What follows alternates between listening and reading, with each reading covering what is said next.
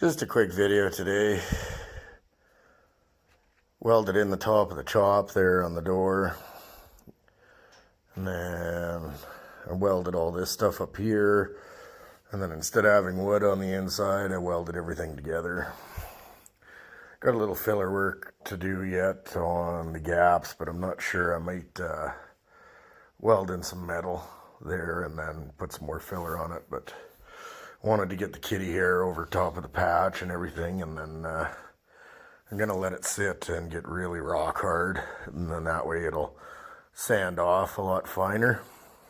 So I'll let it sit overnight before I start sanding it, and then be able to put some smooth filler and stuff on there. So got all three hinges back on the door too, and seems to open and close fairly good. Body line's a little bit off, but it's not the original door for the car, so yeah, it is what it is. But you could probably put a little bit of filler in there and just kind of like blend it into it, or maybe even just pull down on the door, but I'm kind of happy with the way everything is up top, so.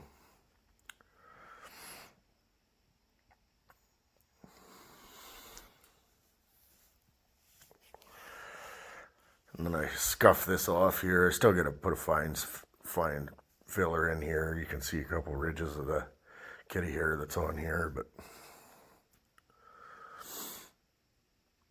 a lot of filler in to do yet. But yeah, this side's almost done. Then I just got to do this section from here to here on the other side there. But I got the door 3/4 done.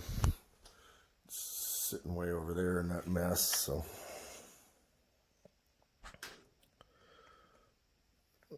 Yeah, turned out pretty good.